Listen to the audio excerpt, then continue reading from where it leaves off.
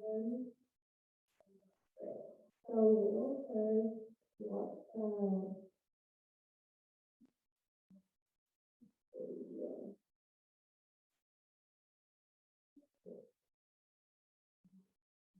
so this is a more building that this is the teaching process in the second floor of the school. So basically from the second year the fourth year we actually process and teaching. And on the first floor, as you see the floor, we have faculty-based classes, the faculty of HGC. So it has started from 1857, and now we have new buildings here in all of these and the old buildings. So we are the community service research as well as education school. So our school mission is to develop and foster a community of global leaders dedicated to introducing health, integrated dentistry and medicine at the forefront of education. And so we're the one of the three dental school across the country where we have the medical school and dental school together in the first year. So first year students actually teaching classes with med students all year long. And from the second year, we come to the dental school and learn about it. Because what we value is there to remove the distinction between oral and systemic health. So mom is a part of body. So we want to make a distinction. So that's our motto of our school. And we all value community as well. So there's our community values and also in that part of it. So, as we mentioned before, we always were founded in 1857. It was the first dental school in the United States to be affiliated with the university and the medical school. So we emphasize a lot of them. And in 2015, we have a new curriculum where first we're going to be students like us, with the primary care dental experience with taking the students.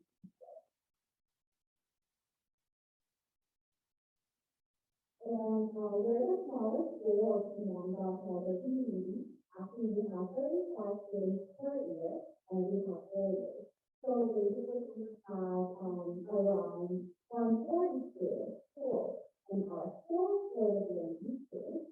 And we also have the advanced graduate students, which we call them the graduates. And they're also very small cohort, so basically, we have very small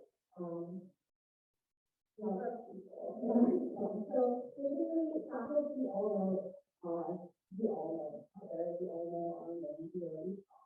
And so basically, and these are our advanced graduate program, which residents are in, and actually we have all of the educators in our country. So these are the main specialties that we can have. And every specialty has like 1 to 4 residents per year. So that's the education programs we have. And as you have seen the story with my private institution, and this is the only school which provides direct patient care to the people, throughout the whole community. And you guys can also come to our school to find patients and get clinical care if you want to. You can also choose to teacher practice, faculty practice. So if you want to have plans on the faculty, you can have to go to the faculty practice. Or if you want to have the student environment, you can go to teaching practice and it's hard to but basically it is the cost is very 40% less than teachers in the private dental practice. So if you're considering, please let us know. And because of COVID, a lot of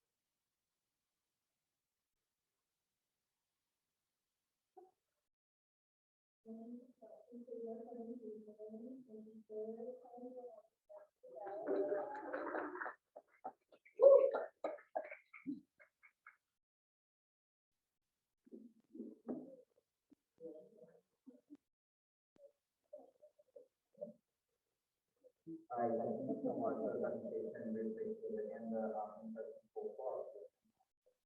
So we're going to go ahead and get started. And yeah, yeah, go ahead and so for virtual people, yeah, we tried our best to get the camera connected. If you put that back, it's a challenge right now. So we are going to keep moving forward because it's already about 7 times. We don't want to hold anyone up. You know, that's great, and we appreciate that you guys are here. So we are going to move forward with this. And so with that, let's just double check real quick. Oh, got it. Actually, all right.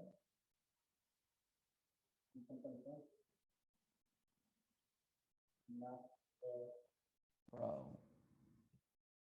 Thank you guys. That we were accidentally connected to my wireless headphones. Can you guys hear me now? Yes? Okay, great. Yeah, that means you could only hear me if you're close to my right thigh. So I'm glad that we figured that out. Thank you. On that note, though, let's move forward. So I'm just going to check real quick. Carlos, do we have quorum? Yes, we do. Amazing. All right. So is there a motion to approve the agenda? Motion. Second. Oh, sorry. Name and school. Crawford, Harvard Law School, I motion to approve the agenda. Extension School. Second. Is there any dissent? That'll be the day. Okay. Please don't ever. But anyways, yeah. So motion has no dissent and it has been approved. HES, Carlos, for Brett. All right. With that, we are going to hand the mic off to Matt. So Matt, if you want to come up here and give your 2 cents on the Harvard Graduate Student Union strike that is going on right now, and we're going to also open up the floor for questions after he's done. Yeah, go ahead. And cool. Yeah, 2 cents. I have about 53 billion cents to give. Thank you all for making the time in the agenda for me to come talk to y'all today. Some of you may remember me from a meeting a couple of weeks ago, which is my first HGC meeting. I might come back to many more. So for those of you who don't know me, I am a 6th-year graduate student in the chemistry department.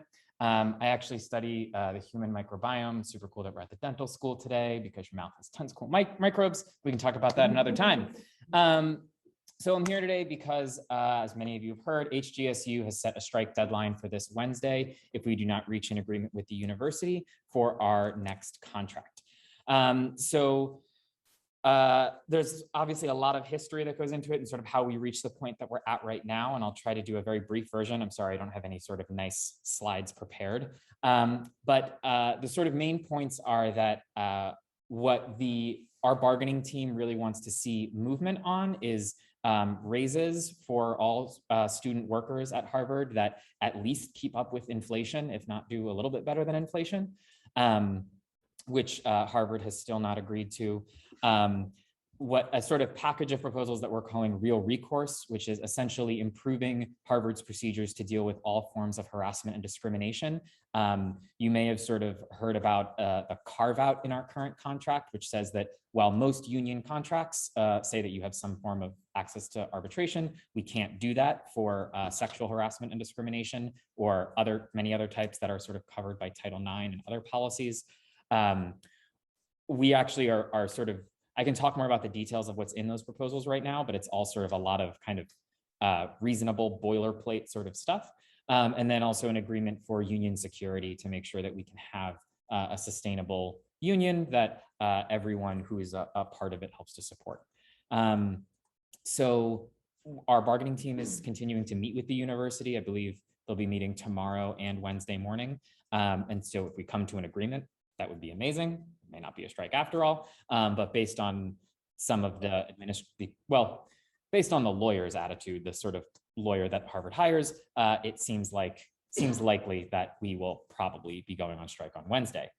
It is a short strike, so it's only going to be 3 days long, but there is the possibility that we could call for further actions if there is still no movement at the bargaining table after that.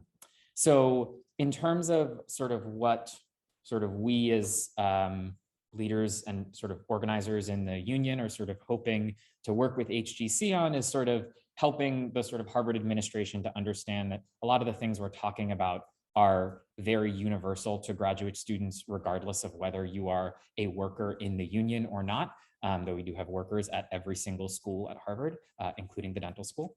And so I think I've talked to a couple people in the leadership team about whether HGC would be able to formally put together some kind of resolution like what the undergraduate council passed this week. The undergraduate council passed a resolution unanimously a few days ago supporting our strike and the things we're asking for. I think I might be talking with some more people and there might be a vote on that maybe this in the next couple of days.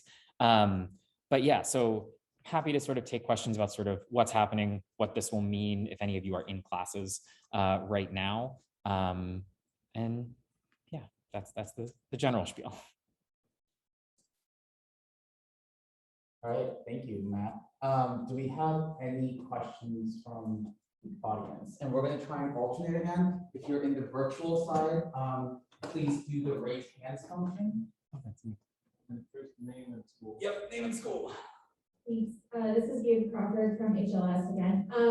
My question would be, what is the hope that you have for this body to participate? I know we were talking about this a little before. What are you hoping that we can do? And what can we also as individuals that communicate back to our graduate schools? What are you hoping is information we can send out in the days leading up to the strike for just students who may or may not be actual workers, graduate workers? Yeah, great question. Like a triple compound question. Yeah, so let me see if I can get all the parts. So first, sort of as an organization, so as I mentioned, the sort of working together to sort of be talking about the same points with the administration, I think is really valuable. So just as a point of reference, I was looking at the agenda for the HGC retreat that is happening next week. One of the folks you're meeting with, Marshall Page from the Provost's office, is actually on the Harvard University Bargaining Committee and meets with us in all of our meetings.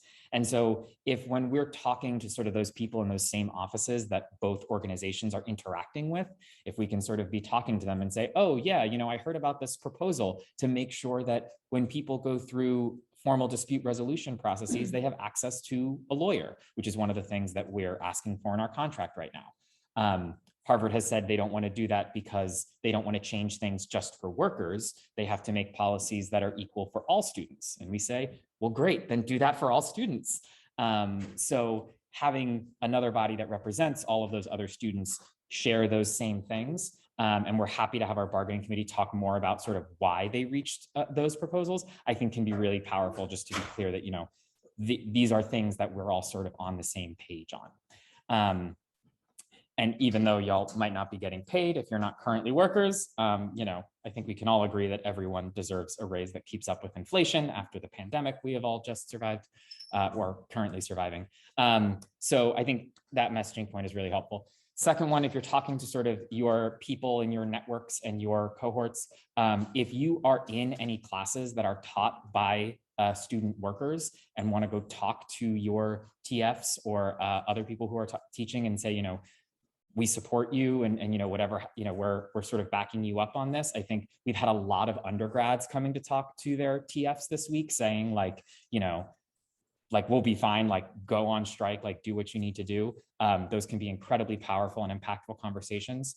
Also, to the extent all of you are leaders in your individual school governments, talking to your deans of your individual schools, because they're sort of the people who feed information back up to kind of the provost level, which is where like our negotiations happen, and telling them like, hey, we're hearing about these things. This seems important. Like we should, agree to these proposals, I think, and just so that they can hear those messages from everywhere, super helpful and impactful. I think, did I answer all the parts of your question? Yeah, no, I think that was great. Okay, cool.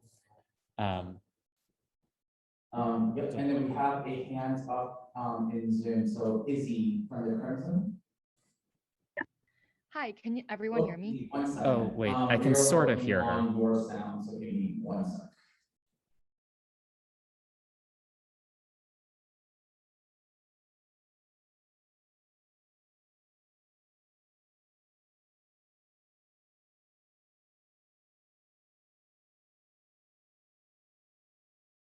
All right, Izzy, try saying something.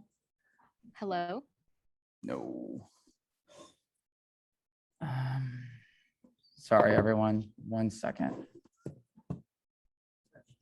I think there was a question from the room. Do you want to take that question while you? Yeah, that's a good idea. All right, Izzy, hold on 1 sec. So we're going to work on the Zoom sound issue, but we're going to take another question from the audience, okay? We'll get back to you.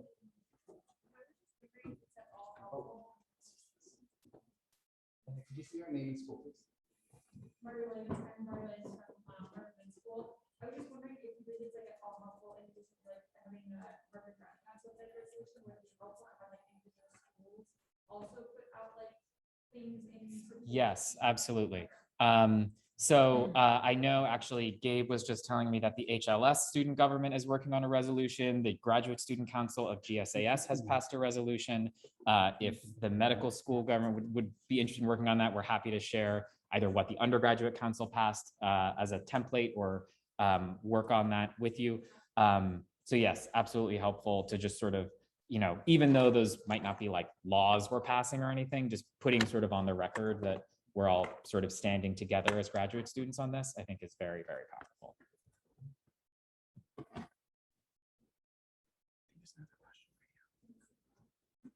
Tina from the school.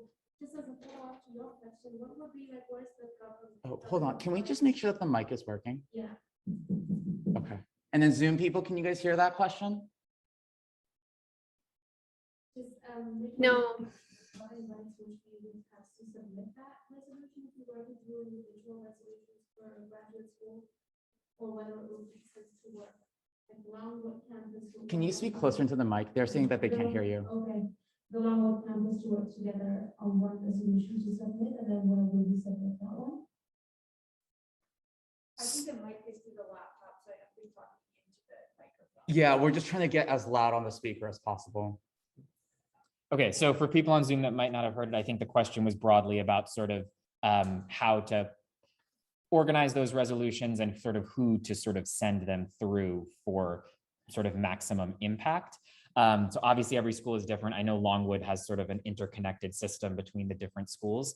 So I won't I don't know too much about the details of that. But what I can say is that if you can reach out to the deans of your individual schools and the provost's office and basically send them an email and tell them, we'd like to inform you that, as the governing body of this group, we've passed a resolution in support of this, and we hope that, you reach an agreement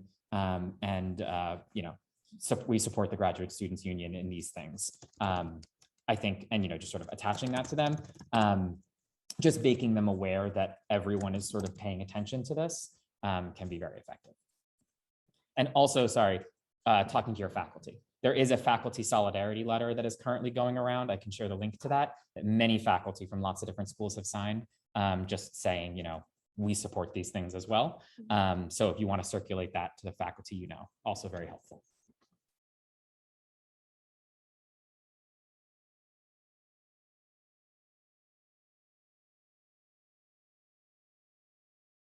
I think they will closer. Okay, thank you, Matt, for explaining the updates regarding the recent student strikes. So my question is, you mentioned that one of the reasons you all decided to go on strike was because student workers' compensation is not raising based on inflation. Can you provide us with a little bit more data on the changes in student compensation and wages over time? Yeah, absolutely. Can I provide you with data?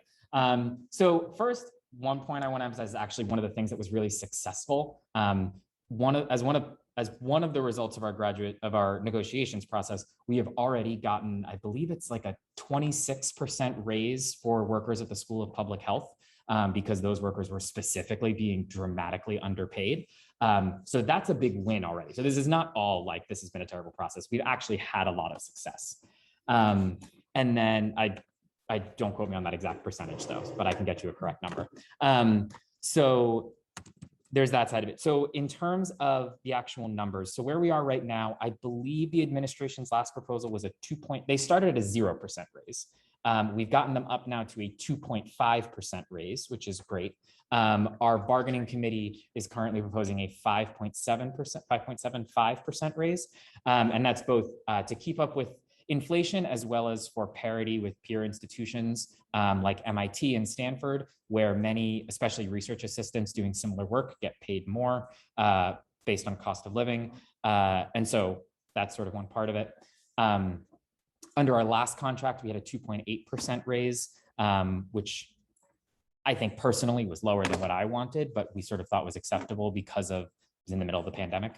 But we sort of think now that we've seen the university's endowment has gone up by, I think, almost 30% this year. They added $11 billion to it. And obviously that's sort of endowment money, but even if you just look at the operating surplus from the university last year, it was about $280 million. All of the economic things we've proposed under our contract would cost between like $6 to $10 million. So what we're talking about is a tiny fraction of what the university is working with. And so there isn't really a good economic argument to be made for why these things can't be done. It's just sort of that, well, I don't really know. I don't want to try to get into the university's head because I can't explain it. But yeah, that's where we are right now. Also, many of you may be aware that MIT has gotten 2 raises this year. They got a 3% raise over the summer. Then they just announced that they were organizing their own graduate student union and promptly got another 3% raise, which is a common tactic to tell people you don't need a union, we just gave you a raise. But I won't go too much into that. I actually just met with MIT's graduate student union earlier this evening. So lots of graduate students working together all over the place.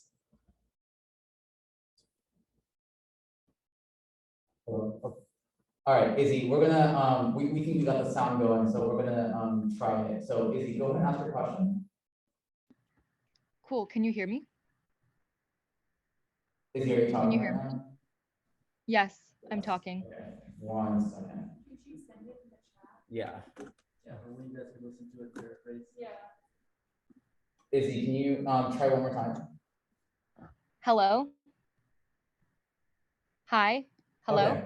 All right. In that case, Izzy, we're not hearing anything. Can you send your question in the chat and we'll get that answered for you? And then we're going to keep playing around with the sound system.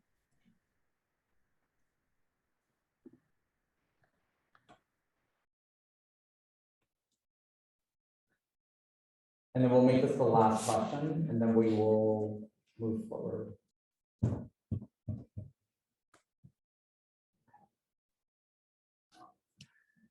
Izzy said, cool, we'll type out. Yeah.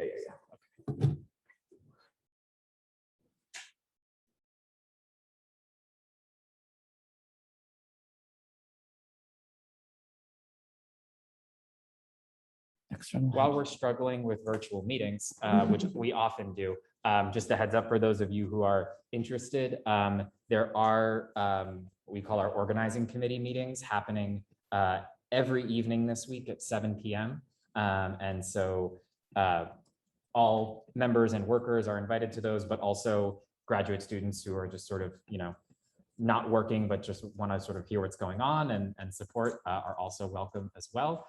So if anyone is interested in attending those, they will be sort of hybrid.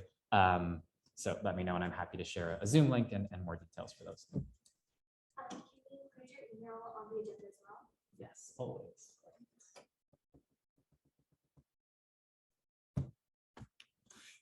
All right, so Izzy says, first off, thanks so much for being here and sharing this information with us, Matt. I'm curious if you could outline some tangible Title IX related reforms the union hopes to achieve through the real recourse / the bargaining process. Yeah, absolutely. So there is actually a separate event happening right now that HGSU organized. It's a teach-in that goes into a lot of this in more detail, and I'll be happy to share notes from that as well, because I think that will have a lot of useful content. So there's a couple things. The first big one that I mentioned before is making sure that all survivors have access to professional support and counsel when they are going through these sort of formal university processes. Because one of the things that we've sort of noticed in going through a lot of data and collecting testimonials is that one of the places where people often are harmed by that process is when survivors, students often don't have any they can't afford a lawyer or anything like that. But say a faculty member who they brought a complaint against might very well be able to afford a lawyer and can so navigate that process much more effectively. And that doesn't work out very well. The second thing that still sort of puzzles me a little bit that the university is not on board with is, so right now the way the process works, the sort of final decision-making body is this committee that's assembled by the university of primarily faculty members and then a few outside third-party individuals who make decisions on appeals, where you go through the whole Office of Dispute Resolution process and you can appeal that decision if you think a mistake was made. So right now, because that panel is a majority Harvard faculty members, one of the things we want to see is just that panel instead be majority third-party individuals instead of, and still have faculty members on it, but just have more third-party voices on there, because we sort of recognize that when faculty members are making decisions about other faculty members, it can just introduce some conflicts of interest. And that is not a statement on sort of the quality of faculty member decision-making. It's just that it sort of makes sense to have a third party present there. And then I think there are some more details about sort of how the appeals process is handled that I don't want to go into detail on, just because I don't want to speak out of turn and give you incorrect information, but I can provide more details on those proposals to Izzy or to anyone else who is interested after this. All right, thank you, Matt. All right. With that, we're going to move on to the next item of business. Thank you so much for being here and telling us about. Is it okay if I say just one quick thing? We are at 7:40 and I want to keep things going because otherwise we're going to stretch it out for a while, but we are going to go to like that action items. If someone wants to propose a motion to sort of discuss this in further detail, maybe with Matt sort of leaving the room so that we can sort of talk about it as a council as to whether or not we want to support the strike this week, then I think that would be an appropriate action to do. So with that, guys, just give me a 2-minute moment. I'm going to try something to see if we can get this to work. Not giving up on the Zoom folks yet. So yeah, just give me 2 minutes and let's see if we can get this to work. The Zoom folks should still be able to be linked to the document as a screen share through my computer. We're spending 10 minutes for our public commenting period. William has something really quick to say. We're just going to put the microphone up to Janet's laptop and he's going to say a couple words, and then we're going to try and resume with business as possible. And then we're gonna keep trying to do that, microphone to laptop thing, if that's the way that it works for the rest of this meeting. Apologies on the inconvenience, guys. All right, William, go ahead. Can you hear this? Yes, we can. All right, great. Oh, I can hear myself. So I feel a little bit guilty now that you've gone through all this trouble for me. One of the things that I think that HGC really would benefit from is just having everyone know more about each other. I think because we all come from different places, y'all all come from different places, it's good to know more about what other people are doing. And in light of that, I think we should celebrate when someone has a strong accomplishment. So Peter, I think you know where this is going. So over the past weekend, there was a regatta, which is a rowing event. And Peter's crew won their event as the first inaugural winners of the Ellen Minsner Trophy. So round of applause for that. So yeah, but as like Ellen, here, I can spell it on the Google Doc if you want me to. Or I'll type it in the chat, someone else can put it in the doc. But yeah, so just like in general, if you know kind of achievements or things that are happening in other people's lives that they're, that are cool to share, I would say like maybe bring it up so that we can just get to know each other better as the year progresses. That's all. Thank you so much, William. Or I'm like contacting the IT Does person. anyone else in the room or on Zoom want to make a public comment while we get things up and running? I think that works. Okay. Yeah, I think we'll just keep going with that. Yeah, thank you though.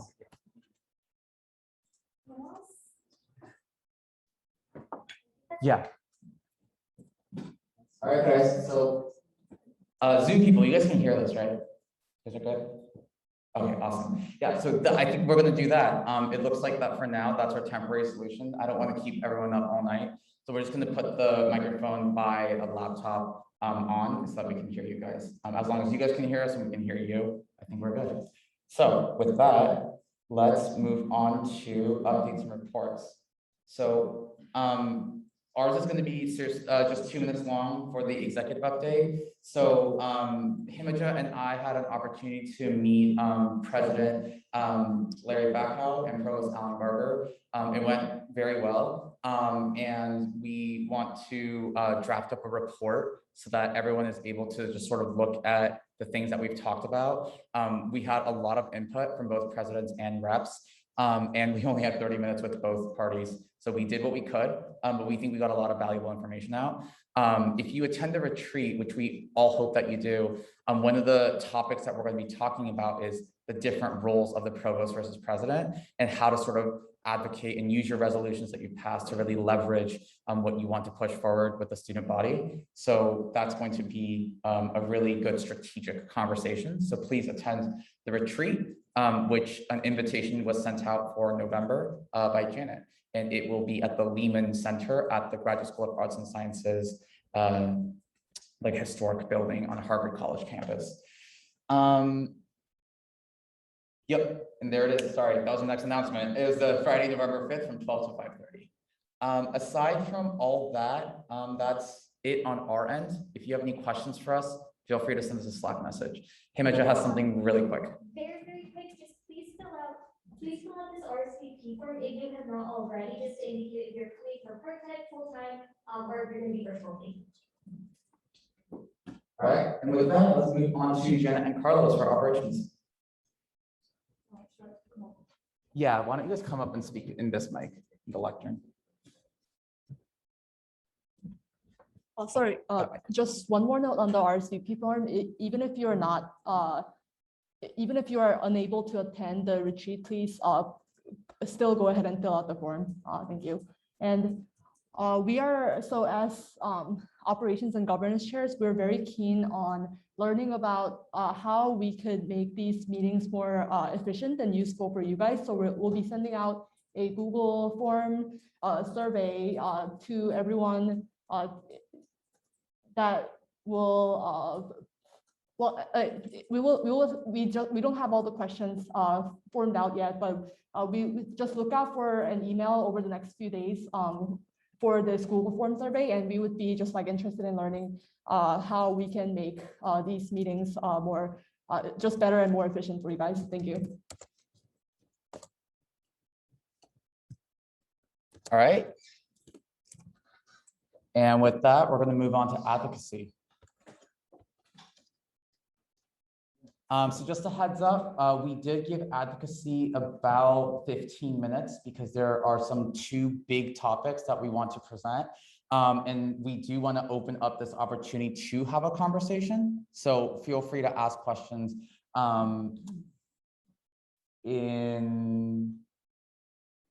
feel free to ask questions here. We'll ask questions during the update. So guys, go ahead and come on out. Would it be possible to pull up that graphic? Yeah, do you want to send it? Actually, it's on Slack. It's on Slack. Yeah, why don't you guys start talking though? Okay. Yeah, just so they're not, the Zoom people aren't. Yeah, it's in this mic. Oh, that mic. Yeah. Okay. So nice to see everyone's face and not have my back to you guys. Hello. So the first thing that from the advocacy team that we'll be discussing today is the shopping week campaign that the undergraduate council is kind of collaborating on us with. So if you saw on the general channel, we posted a graphic which will be making its way to the screen hopefully soon. But just going over the summary of the topic, which I can give briefly now, and then the impact on graduate students and some of the key questions that we want to discuss with you all. So essentially there's a committee on course registration that is reconsidering Harvard's traditional shopping week, which is usually a period where it's about a week before formal enrollment and students can shop classes and kind of attend informally, and there aren't assignments. And so a lot of students really enjoy it as a way to explore subjects that they maybe don't have exposure to, or have discovered, maybe even different career pathways out of that process in the past. We've seen a lot of people writing on that experience. So the committee is leaning toward, from what I understand from the articles and the things that people shared, the committee is leaning towards an early enrollment process instead. And there has been a lot of pushback from the graduate student body. They conducted a referendum, and I think 96.5% of respondents voted in favor of retaining shopping week. So we are now weighing in on this discussion because one of the things that's coming up is that is impact on graduate students, specifically TFs and people who graduate students who are teaching classes. There are some concerns that have been voiced. That shopping week and the way that it's been conducted in the past makes their employment unpredictable until the last minute, or sometimes they've been asked to teach sections for classes that end up being more full than anticipated. Asked to teach sections on the same day. So there are a few articles where you can see people themselves telling their stories and not me just kind of summarizing, but I'm kind of pulling from some of the articles that are below to share some of these stories, and don't personally have experience. So that's why I'm really grateful to have you all in the room to take up the discussion questions that I have here related to the topic, because also regarding graduate student impact, the undergraduate council has argued, and you can read FAQ, which is linked on the general channel in Slack if you guys want to follow along with some of these things or give it a quick glance before, or as we're kind of discussing. But they've argued that shopping week itself is not what impacts, or doesn't make much of a difference as far as the stability of graduate student employment. And so you can read their full articulations there from their FAQ page. So yeah, I know we have people from all 12 schools in the room, so we wanted to open this up for discussion to see if you guys have experiences you want to share, ideas you want to share as far as whether we should move forward in support of reinstating shopping week. And regardless of if that is reinstated or not, what measures might we suggest for graduate students to address these issues with unpredictable employment and wages? Yeah. Wait, hold on. Sorry. So let's, I'm going to pass on the microphone, just telling you here, the folks must be names and school again.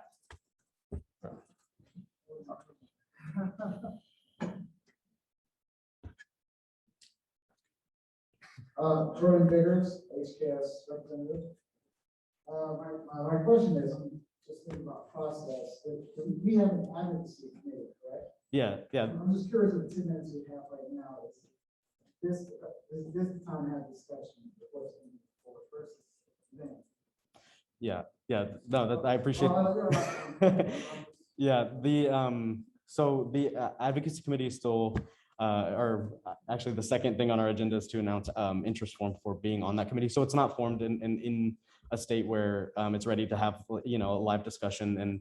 And so, yeah, one of the reasons we want to take this up here is because we have representation from all the schools in the room. And I have also posted this graphic and the articles on the general channel in Slack. So even if after this meeting, people want to continue to weigh in or want time to think about things or want to ask questions, like the discussion, we don't have to cram the full discussion into these. This is just maybe a place to get it started and we can, we can continue. So is that? Yeah, I was going on this tonight. Yeah, we don't have to like wrap it and package it tonight. We're just getting things started and while we're here together, and then we can continue it for sure. And also feel free to share this out to your respective school. Yeah, Xavier, just a heads up, I don't want to go over a lot of time, so Yeah. let's talk about this topic, get a few more opinions, and move on to the second one. Sounds Right, good. are there any other questions, maybe from the virtual audience? We'll give you guys a chance to throw in your 2 cents here. William, if you want to speak on your point out loud, give me 1 second. Sure. Are you gonna be able to hear me? Can you hear me now? Oh, okay. Go ahead, William. Okay. So what I wanted to say is that I think the undergrads are right that shopping week doesn't materially affect TF appointments because TF appointments are adjusted throughout the semester, mostly due to the fact that Harvard's add drop date is very late. So even if even if Harvard got rid of shopping weeks, undergrads will still create their own version of shopping weeks simply by dropping classes and adding classes. So on a practical matter, it doesn't affect TF appointments to a considerable amount. If anything, it probably causes more uncertainty for TF appointments because you'll have a ton of registrations for classes that students don't plan to necessarily take. And because shopping week kind of facilitates this expectation of understanding the course in the first week, it actually probably encourages students to drop classes and add classes earlier, as opposed to later in the semester when, say, like 4 weeks into the semester, a student decides, you know what, I don't want to get a C in this class, and then they drop late, and then enrollments change for longer into the semester. Thank you, William. Just so we're clear, before we take any other questions, does everyone understand the situation, what shopping week is, what the issue at hand, or what we're talking about right now? Is there any confusion? In person, Zoom, anyone? Okay. Yeah, then we'll take one more question and we'll move on to the next topic.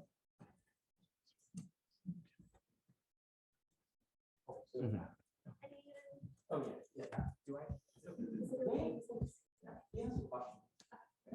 So actually, I just wanted to offer a bit of clarification to one of the points that William brought up, which I totally right that I think people do move around throughout the semester, and so TFs get reallotted, and that happens.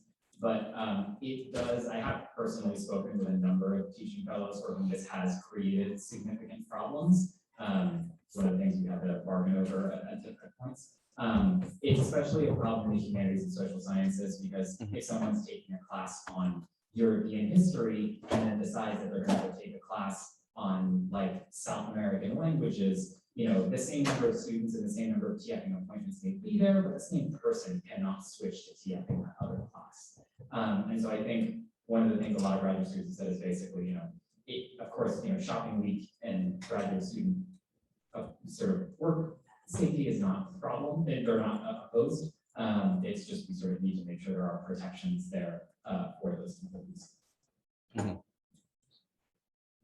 Yeah, thank you all for sharing your feedback and yeah, as said before, like, let's continue this discussion on Slack if people have experiences, strong opinions to share, or as we look at what some of those protections might look like, if some of you have ideas or experiences that we can then draft into a statement to share, put that in there, and we'll keep having this discussion. Peter, were you intending to take up also strike support now? Yeah. Okay. So, because we allotted an extra 10 minutes, like a lot of time for advocacy today, do you mind if we just ask you to leave the room for 10 minutes so the council can sort of talk about where we stand on the strike sort of thing? Sorry. We'll be right back. Yeah.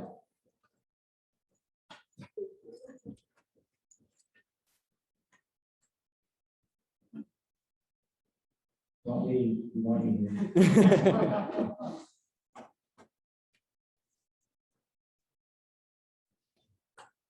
Yeah, okay, so I thought that this would just be a really valuable opportunity to sort of talk about the strike, because we know that like both the shopping week and the strike are sort of like a new issue, and the strike is happening this week. So one of the things that, they asked us is, where do we stand on it, do we support it, etc., should we participate? And obviously all of you have free reigns as individuals to participate and do whatever, but I think it's a whole other thing to represent the graduate student body, and there's a difference between the strike as the events, and then obviously supporting the actual initiative on a long term beyond the simple, event this week. So just want to make sure that those thoughts are heard. I would also say, like we've asked Matt to leave the room because he's part of the student union. If you want us to like stop recording and make a motion to sort of like make this a private conversation, happy to do that as well. Just want to see where we sort of stand as graduate representation on the student union's initiatives.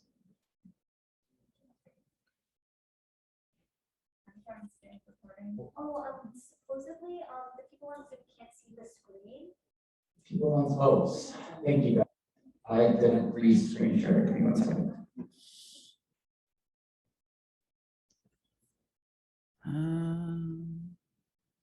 This one. Is that better, guys? Okay, great. Does anyone have any thoughts on the strike for both remote, virtual folks and in person, as to whether or not you feel like HGC or the graduate student body should support it, or stay neutral, or not participate, or go against it? We're going to go with Gabe, and then if there's a virtual person, we'll go on to that person, and then Mark. Gabe, HLS, I'll make it very short and sweet for you. HLS student government is passing a resolution in favor of the strike, assuming that the vote goes through yesterday. We haven't had anything but positive discussion in HLS about it. I think seeing as this is the body that represents graduate students, it's probably the most relevant body that could possibly say something about the strike. Having had HGSU reps come and talk to student government as well, it seems like they're negotiating in good faith. It seems like they are advocating for things that benefit the entire graduate student body, not just people who are graduate workers. So I'm very in favor of us moving forward with any sort of positive action to support not only the union, but also the strike in particular. All right, anyone from the virtual world want to ask a question or share your 2 cents on this?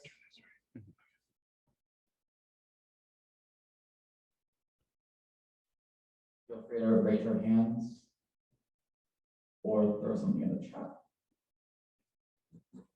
Okay, then we're going to move on to Mark. Hey, nothing major, just say, Mark York, School of Engineering, Applied Sciences. I'm just going to relate what I've heard from my fellow engineering school PhD students. Generally, people are supportive. I think they're a lot less fired up than the people in the remainder of GSAT, what I've seen, but I haven't heard too many negative comments. The one concern I have heard from people is the possibility that the union would negotiate mandatory dues being taken from our stipend, because that would in effect nullify the raises they've negotiated. Other than that, nothing but support. Sounds good. We have 6 minutes left. And since we've sort of given 6 minutes out time-wise for advocacy. If you want to go out to shopping week, you can. Because previously it was sort of like asking questions. If you want to just discuss things, I would encourage you guys to discuss either topic now. So that Xavier and Max can gather some input before drafting up the resolution.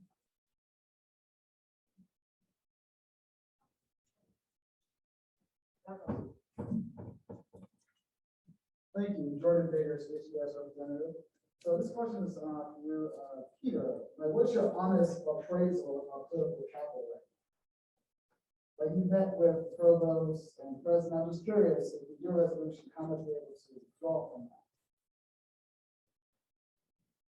So I'm going to ask for some clarification because your question was very smart and very well worded. It went over my head.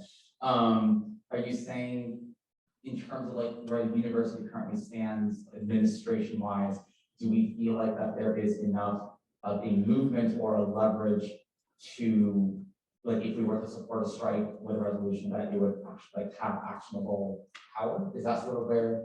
Yeah. Sorry. Yes. Yeah, like what? Yes, okay, so that's a yes. With regards to the strike, that's not a conversation brought up with the provost or the president. With the provost and the president, the conversations mostly centered around what their roles were and some topics that they wanted to accomplish this year, because we wanted to see how HGC fit into that puzzle. I would say that like student union related conversations right now, it does fall under Provost Alan Garber, because as you guys have seen that all of the student union related emails have sort of come from him. And Marshall Page has been working, because he's in the office of the provost, with the student union a lot. That's sort of, I'm sorry, that's a very neutral answer. That's as far as I'm aware.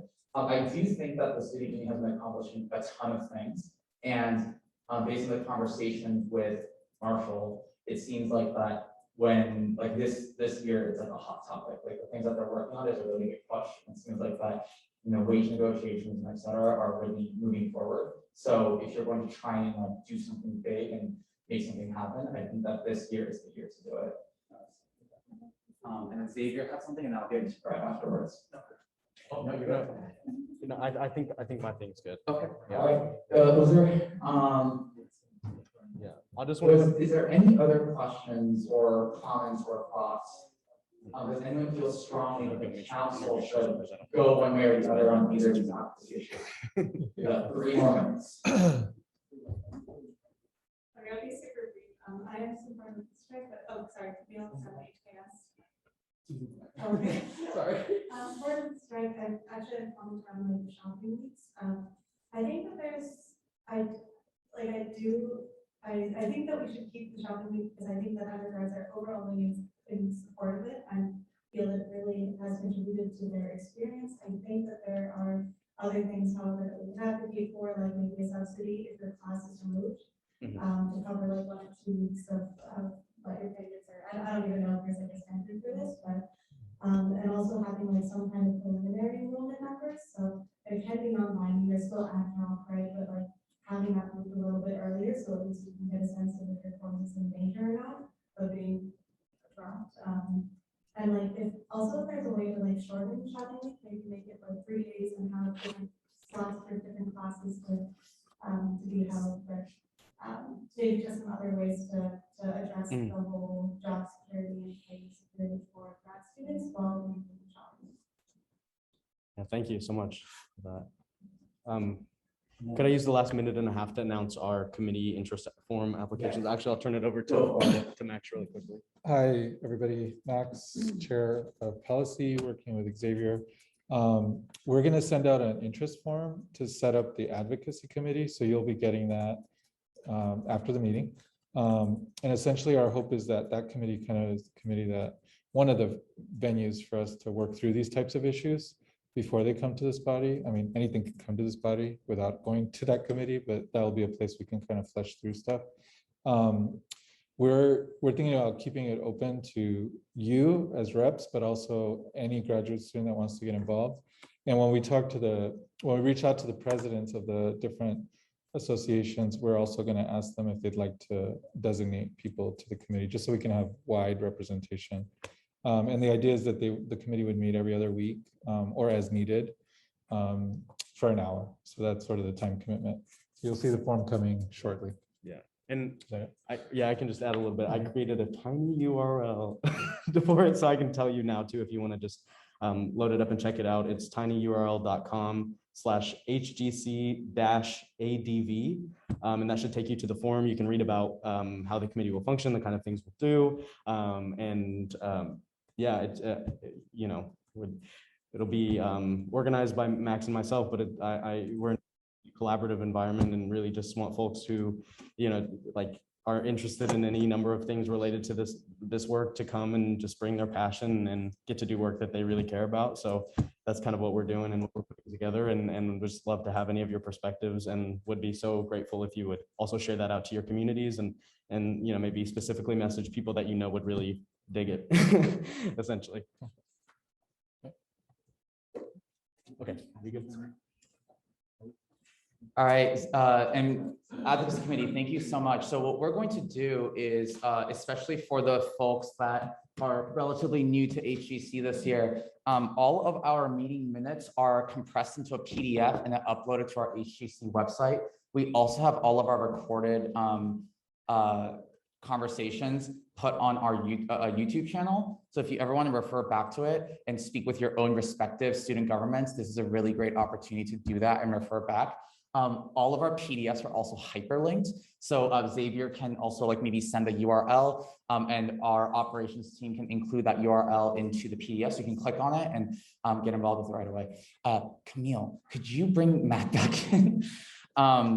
And then just one quick note that I just want to throw out there, particularly on the advocacy note. So one big thing that we really want to encourage all of the reps and anyone involved in the council is that, compared from last year to this year, passing resolutions are wonderful. It shows that there's a unity amongst the graduate student body in pushing forward something or going against something or standing on a certain position. And what we really want to make sure that we do is not sign this wonderful piece of paper that has a lot of statements on it only for it to just stay on Google Drive, right? We want to make sure that, where is this resolution going? I really encourage all of the reps, as well as anyone who joins the advocacy committee, to really think about that, right? Is that resolution going to be, sent to the provost office? Are you going to publish it to the Boston Globe? Passing something with the entire student body's representation on an issue, what does that mean? And how can you actually use that to leverage your position? So I want you guys to really think strategically in a practical manner, rather than signing this wonderful document that we're all very fired up about, only for it to kind of go nowhere other than being stuck in cyberspace. So that's just something that, Himaj and I really want to push forward this year. And in the retreat, we'll talk about that as a topic as to passing resolutions, great, but what can that tool be used for once you pass it in other administrative realms within Harvard? Okay, on that note, let's move on to information. So Nima and Troy, you guys are up. Just, hi everyone, just one really quick item and then we can give the rest of our time. We're doing a lot of work on the back end for the website and a bunch of other platforms. Most of the inconsistencies should have been resolved, but if you notice anything, just message me directly. I'll put my email as well as you can message me on Slack to Nima Sherry at Zamanpur. But otherwise, things should be pretty refreshed and new as far as meeting notes and a lot of other documents. And if you have any questions about accessing any of those, once again, email me or message me directly on Slack. That's it.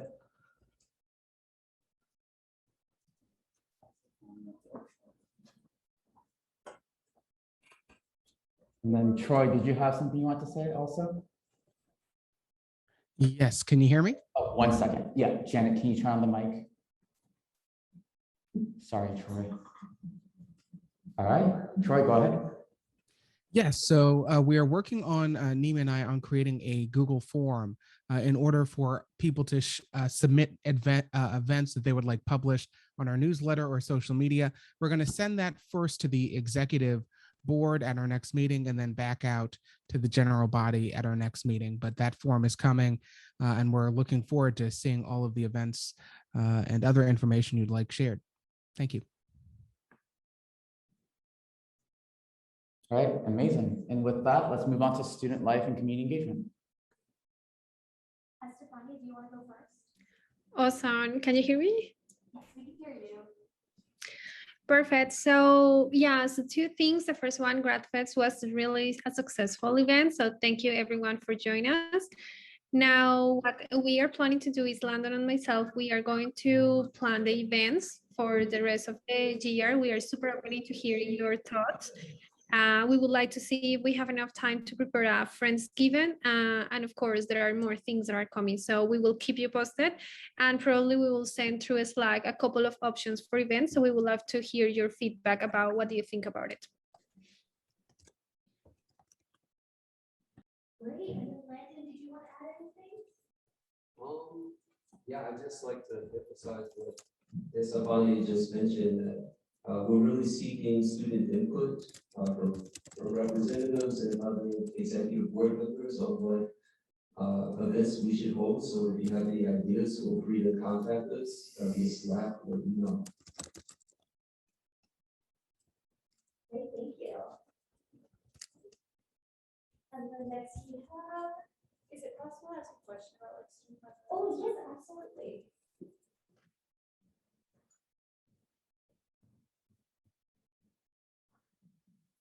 I was just wondering. Could you say name and school, please? Margaret Williams from Harvard Med School. Some of the med school students were wondering about possibility of buses for the Harvard Yale game, and we're wondering, like, we've heard that those exist, but I'm really sure how to get tickets. So I was just wondering if anyone here or. Answer that one. Thank you. So we will be releasing more information out soon, but I think the most important thing to mention is we actually have a form, and I can link this here. The form deadline is tonight for just indicating your interest for going to the Harvard Yale game. So please be sure to send that around to people who may not know about it. That form is going to tell us how many buses we're going to book. Last time we checked, we had 174 submissions, and that was a few days ago. So we are hoping to book a few more buses, coordinating with the School of Public Health and HGC, along with our Graduate School of Design potentially. So we are still in the works with that, but please let us know so that we know exactly how many buses we need and where those buses should be situated. It's on the Reps channel also, the link. Perfect, and we would just said it's on the channel as well.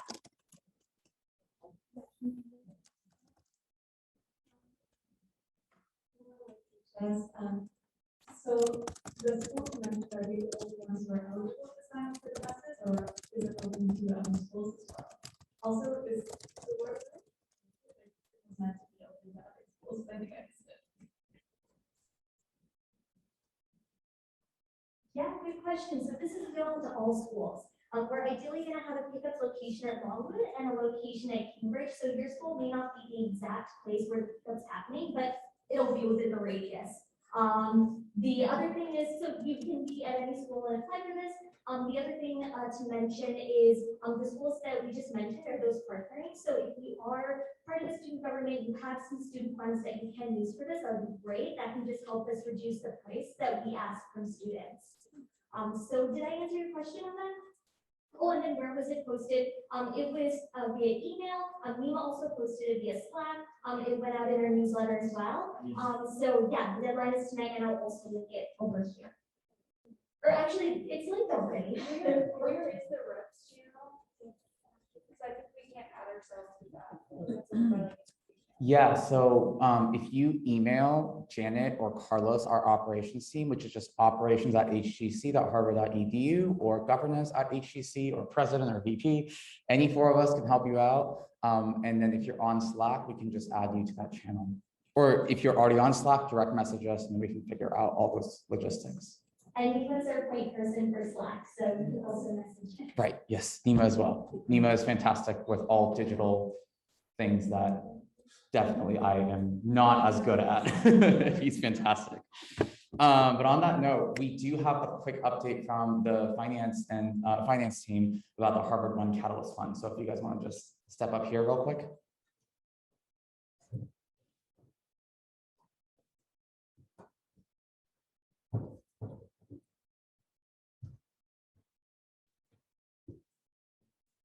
All right, hi everyone. This is Kathleen Dillon from the Graduate School of Education, also the Chair of Finance. Yeah, hi everyone. I'm Shankar. I'm the chair of student groups. And We just wanted to make a super quick plug for the One Catalyst Fund, which is a fund that supports programming put on throughout the university. So if you are putting on an event, anything that is open to graduate students from all schools, we encourage you to submit an application to get funding from the One Catalyst Fund. You can get funding up to $2,500, and I can stick the application link in this document. But we encourage you, as you think about different student events going on throughout the year, to apply for support from the One Catalyst Fund. yeah, and if you're applying, you need to apply 3 weeks in advance to get the $2,500. And if it needs to be fast tracked, there's the amount of $500 that we can take out only. So if you need $2,500 or anything more, just put an application 2 to 3 weeks in advance.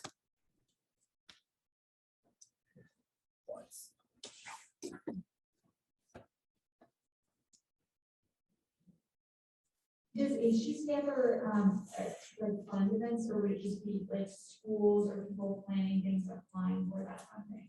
So I know, for instance, HMS students have been talking about the fact they would enjoy meeting students from other events, especially because we're in Longwood, which is kind of farther away, and we fund the HLS people and HPS people, and so we're talking about OB people planning a mixer. Would that be something HMS should plan in conjunction with maybe in terms of other schools, or is that something that HGC could post?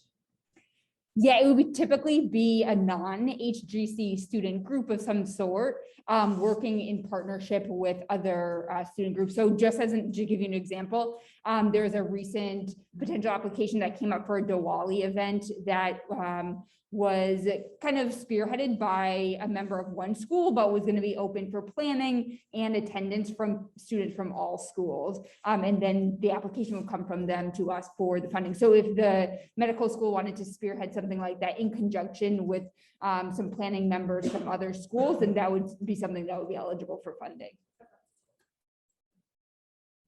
Yeah, and so for just to sort of reiterate, even though me and Sean Carr said it beautifully, for anyone confused, the Harvard One Catalyst Fund, in a more philosophical sense, its emphasis is the one Harvard mission. So we really want to try and support initiatives and events that really bring the schools together in some capacity. And even if it is HMS mixing or wonderful, hopefully it's not just restricted to Longwood with public health and dental school, but it's really something that's a lot more cross campus if possible. That's not anything restrictive, but it is something that's highly encouraged. And as Brad mentioned at the other meeting, no events that are specifically meant for fundraising purposes that sort of benefit the organization in terms of raising funds can be funded by the Harvard One Catalyst Fund. So sorry, I realize I said can, so let me just rephrase that in case that was unclear. You should not apply for an event that is meant for fundraising purposes. It should be meant for bringing the schools together in some capacity. I saw virtual questions. We'll go to that and we'll go to Mark.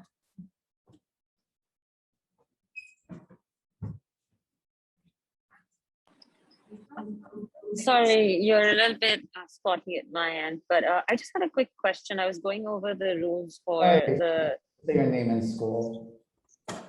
Sorry? Could you just say your name and school? Sorry about that.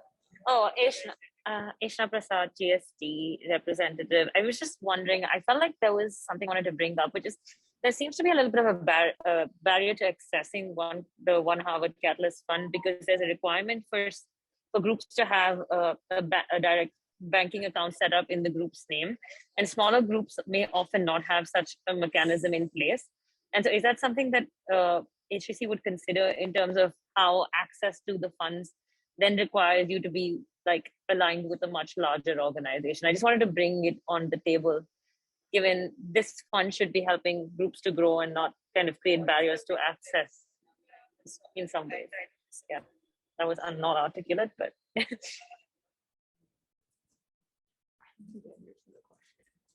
So basically, do the groups require a bank account for them to access? It's in the documentation, yeah. Why don't you repeat the question just for clarity? Okay, so if I understand the question correctly, and please correct me if I haven't gotten a hold of the question, but the question is about the kind of the financials of the club that is applying for the funding. So in order to receive Catalyst Fund funding, the club applying needs to have their own bank account so that we can transfer that money into the bank account of the club or organization that's applying for the funding.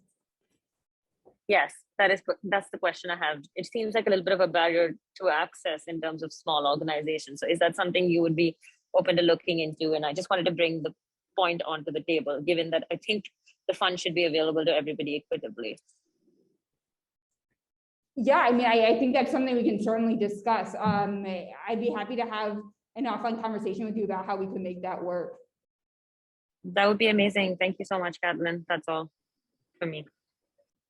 Sorry, Aishna. So maybe I'm the only one confused here, but I just want to like double check if we're understanding correctly. So the Harvard One Catalyst Fund, it isn't like restricted, or there's no disadvantage if you're a small versus large organization, as long as it sort of fulfills that mission of One Harvard and you are sort of pushing for an event and something that requires funds that brings the schools together. If it sort of is within that mission and it's a great idea, definitely propose it. And it's something that the finance committee can talk about. And, you know, and if you sort of position yourself in that manner to align with the mission, I don't see why not that it wouldn't pass. But does that sort of help answer the question? I think the barriers are more administrative. That's what she's talking about. Okay, got it. Okay, yeah, but please feel free to reach out to Kathleen and Shankar if you have any other like detailed questions, and I'm sure they can help you out on an individual basis. It'd be finance@hgc.harvard.edu and student groups at hgc.harvard.edu. We're gonna just take one more question because I don't really see any action items that are pending, and then we will close out the meeting.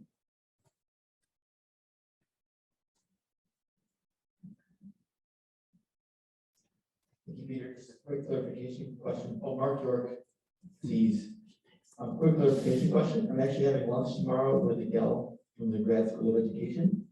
And I want to clarify, is this something that only individual or only student groups can apply for, or can anyone with individuals apply to use this money? This would be for student groups applying to use the funding money. Okay, thanks. I will ask that, sorry, I'm speaking. Okay. I will ask that Student Life does an amazing job, particularly in the last year when everyone was virtual, to like help fund certain events where bringing schools together to like share meals. So we have a date match event where it was kind of like a blind, you know, Valentine's Day sort of matching event, and it could be romantic or it could be social. And then we also have like a graduation event where you could sign up and then meet with other graduates from other schools and like share a meal, and it was reimbursed by HGC. So if it's a little bit individual basis, those opportunities will definitely be there. So I definitely want to like let you know that that exists, and it will be, you know, launched in the future by Estefania and Brandon. So yeah. Thank you so much, Financing. Appreciate it.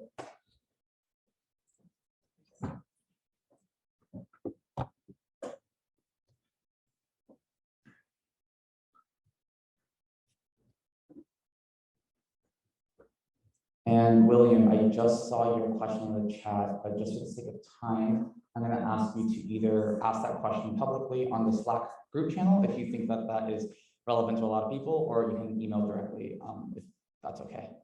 Oh, okay, thanks. All right, on that note, let's move forward with action items. Is there any motions that people would like to introduce based on any of the conversations that we've had today that you'd like to vote on as a council?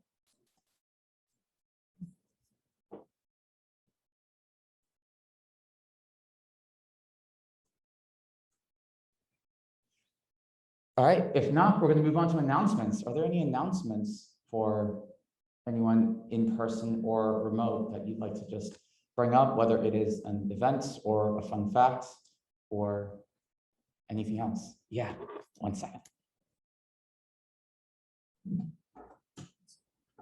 Hi, it's Natasha from the School of Public Health. It's just a thought. I'm new, obviously new, focusing around 1 year courses. I've become aware of some events at other schools, like business schools, etc., that are health related, and I was wanting to best connect with other schools so that we can make sure that we're inviting like School of Public Health students. So I think we'd really be interested to go to sort of relevant events. And I wondered if there was any way that we can have a group or something when there are events from different schools that can be shared so that we can kind of better communicate it to our cohorts.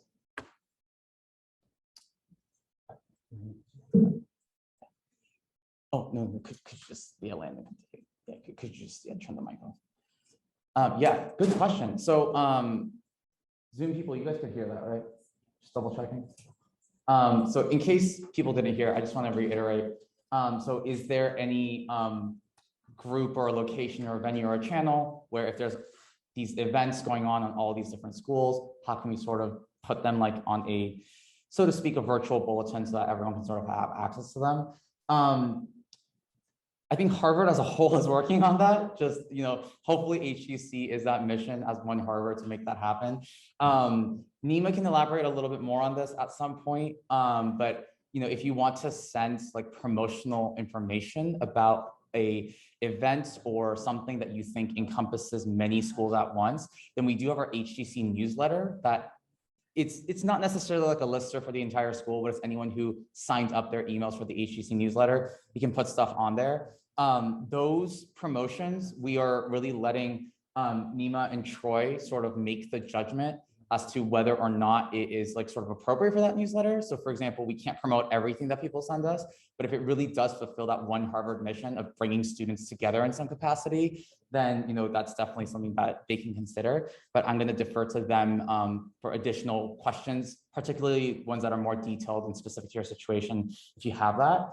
The other thing that I kind of want to just like push as a shameless plug is that so Jackie, Lisa, and Marshall are three like administrative point people. Marshall's our official advisor, but Lisa Villela and Jackie Yun are kind of like our unofficial advisors, and they've been with HGC for ever and ever and ever.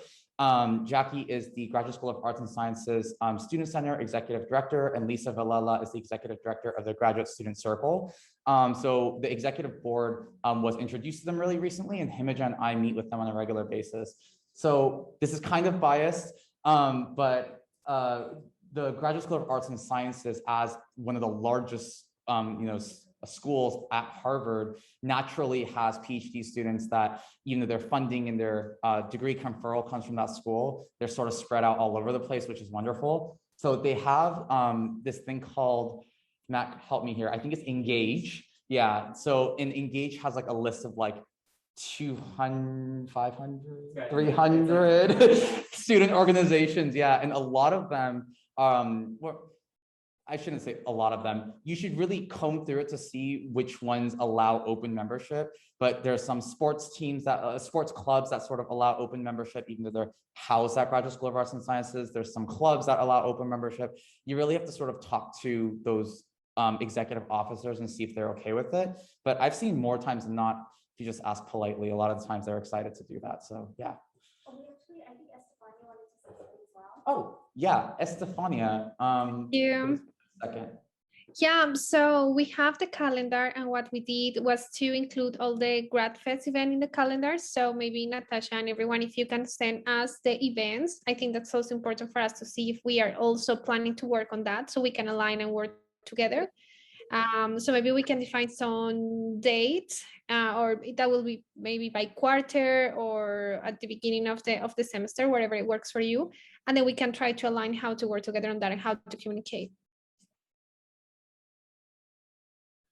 Natasha, I love that question. I think what we should do is, Janet and Carlos, if you guys have a chance to sort of like, read the notes over before we compress them into PDFs and send them out, let's throw in the links for like the GSAS Engage, and feel free to like reach out to Matt or me, or you can like Google it.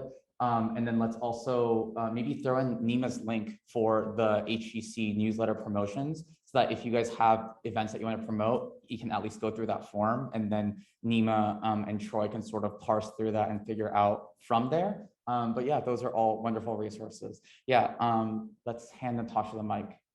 And then that can be the last question here. Thank you so much. I just, one idea I also had is I wondered if the reps can have a WhatsApp group just to post things. I know we've got the Slack channel, but I just thought that might be an easier way. Of just like, you know, share, oh, this is going on in my school. Yeah. And how would we go about setting it up? Yeah, you know. Actually, if people come by, maybe then others I can make it better. Yeah, absolutely. Something a little bit less public, but more like HGC wise is feel free to like make a new channel on the Slack. That's kind of the beauty of Slack. You can like make new channels and do whatever. Or I think there's like, I think Slack naturally comes with a default for hashtag general and there's like hashtag random. Maybe you can make like a hashtag events or you can post it on hashtag random because not only are the reps there, but exec board is there and presidents as well as our HGC liaisons, including our HGSU reps and the Crimson and et cetera. So if you want to sort of like push something within HGC, great way to promote. And I had something else. Yeah. So yeah. And then if you're trying to do something a little bit more external, one of the GSAS student government members actually told me this recently. Your Harvard Slacks, not the HGC one, and maybe this is a conversation that Nima and I can have at some point because our HGC one was kind of made privately-ish through a separate channel. If you're like in a school group, for example, like I have like econometrics group from Harvard, that's like a sub channel under a larger Harvard thing. It's like an ecosystem, and GSAS, like GSC in particular, the GSAS student government is doing a really wonderful job at you being able to like add a new channel or a new subgroup under Harvard as long as you like type something. And there's like all these like fun groups that are like dogs and reading. And then there's like 300 people on that from Harvard. So that's like another way to sort of like connect with a bunch of people through the virtual cyberspace. So I'm not super clear on those details, but like someone from GSC would be an excellent resource to ask that question too. Okay. Announcement wise, I have one thing. So I forgot to mention this in the executive update. So this Friday, I am going with the GSAS president, Alexis Turner, as well as one other GSC student government member and another like staff member, I believe, of the GSAS Student Center to UPenn this Friday. And we have something called an Ivy Plus Summit. So it's a summit where once a year it's held and all these graduate student governments in the Ivy League plus MIT and Chicago, which is why it's called Plus, come together for a conference and sort of share ideas. If there's anything that you all want to like know more about and ask me a question on before I head to Philly on Friday, for example, like something nationally related that you think requires like, you know, some like advocacy or pushing a movement, or something that you think Harvard could do better by learning from other schools, it'd be a great opportunity for me to sort of pick at other student government's brains and figure out how they do it more effectively.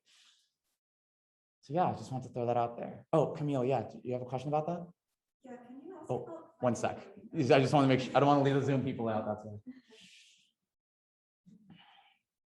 Okay, can you ask about financial aid and how they ran it at other schools and maybe like how we can bring that back to Harvard to have a more standardized policy for financial aid? Yeah, could you maybe elaborate a little bit more on that? Yeah, so especially like need-based financial aid, I think at HGS we've been having a conversation, and I know it's like echoed at some of the other schools as well, like that there's not great need-based financial aid, but we do have a very large endowment, so it's like, it's just like, where is the money going? How are other schools doing it? And how can we kind of bring that back to our schools so that we can advocate for more need-based financial aid? Yeah, that's a really wonderful question. I hope this doesn't sound like I'm evading it, but what I will say is that it's a student government conference. So the people I'm going to be speaking with is going to be like other students who are leaders of their student government. So they're going to be kind of talking about like maybe like advocacy efforts to their own administrations and like sort of what worked and what didn't. And maybe they can shed a little bit of light on their financial aid structure. What I will say for Harvard in particular, Himika has done this really wonderful job at booking one of our speakers for our retreat, who is going to be a member of the Office of Financial Planning and Strategy. And they're going to go into like this wonderful presentation with all these slides and graphs and charts as to like how the endowment structure works and how the financial aid works, and why, even though Harvard has $41 billion, you can't just take $1 billion out and give it all to all other students. So they're going to go a lot more into detail as to like how that works both legally and in the financial sense. So that's a shameless plug for retreat. Please come because you're going to learn a lot of really interesting information, particularly about Harvard infrastructure. And it's going to sort of help you, understand a little bit more as student leaders. Hey, if you want to push for something like lowering tuition or increasing financial aid, maybe if the endowment is inaccessible for an XYZ number of reasons, you might want to launch a fundraising campaign, for example, with our alumni association. So, and I'm going to actually mention that. Sorry, one more announcement. So the other thing I did last week was I attended the Harvard Alumni Association orientation. So as the HGC president, I also sit as an ex officio officer under Harvard Alumni Association. And so we had our full week of orientation. And one of the things that Provost Alan Garver, Ahimija, and myself actually talked about that we will put into our notes is a big topic last year and this year based on COVID and everything else in the world. Mental health resources is a huge, huge pressing topic, and it's something that we want to put all of our weight behind. So because we know a little bit about Harvard's complex financial infrastructure, we know that it's definitely not easy to just pull money from somewhere and dump it into mental health resources. And Alan Garber, being a physician, is definitely on board. And the mental health and student health in general actually is under his purview. So one of the things that I'm trying to advocate for right now, I've spoken with Philip Lovejoy, the executive director, as well as Vanessa, who is the Harvard Alumni Association president. I'm going to try and get the provost in on this, but that's a pending conversation. So Provost Alan Garver, if you're listening on YouTube, there's a preview.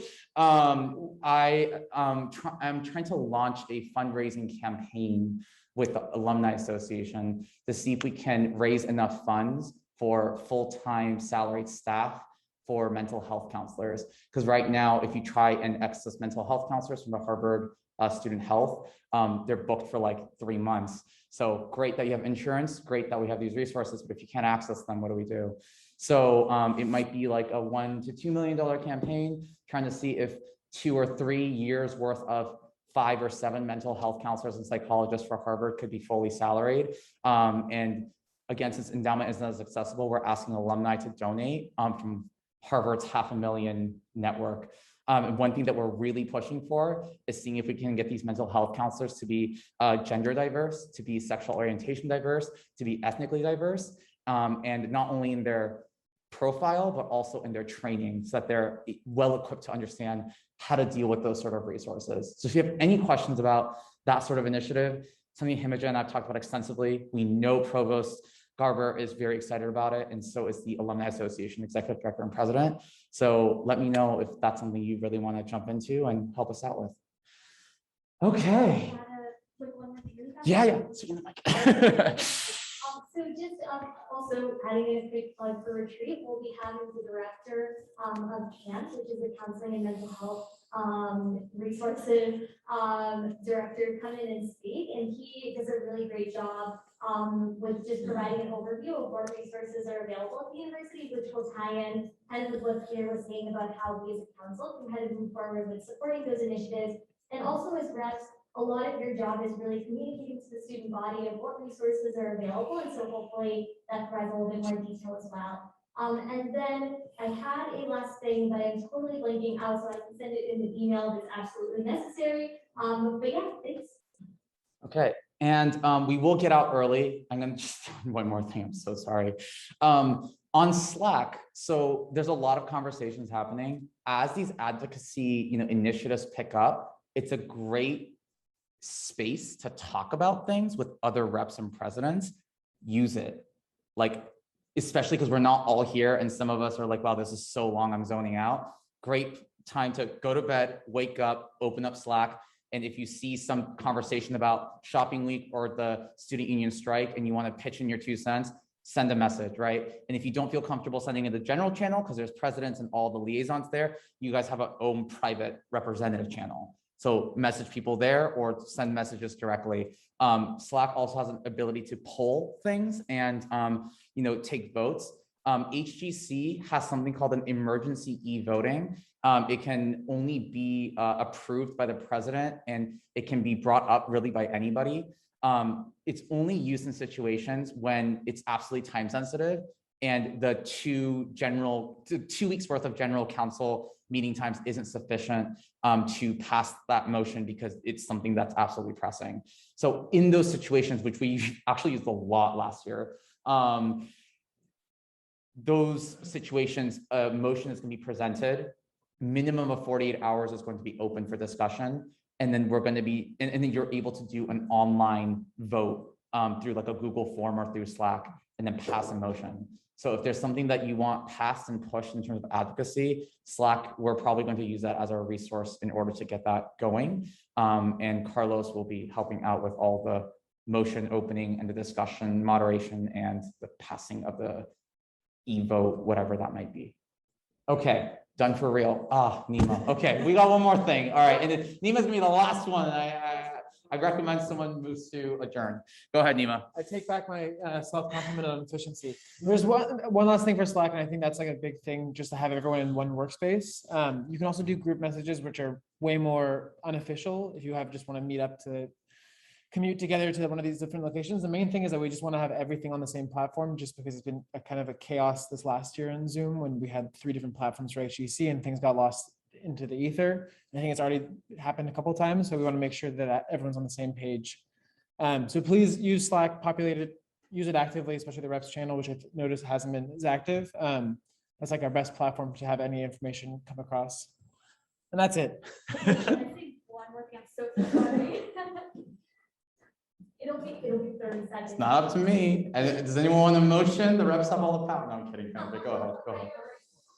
Just wanted to note that we understand that the transition from a mostly online environment to an in-person one poses some challenges just in everyday life, and definitely getting acclimated to HGC can be challenging as well. So Ops is definitely going to be working together over the next couple of weeks. They'll be meeting with all the reps one-on-one just to see if you have any questions. Retreat is also a great place where we're going to be going over the basics of HGC, just so that you feel a little bit more familiar with the organization. But as always, please feel free to reach out.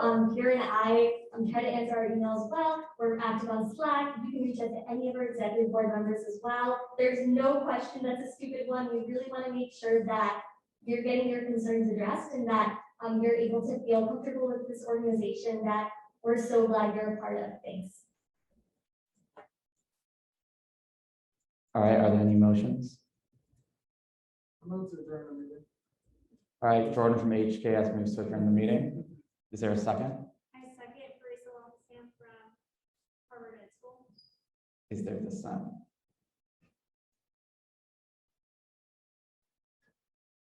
Seeing that there's no dissent, we are adjourning the meeting at 9:47 p.m. Meeting is adjourned. Go home, go to bed.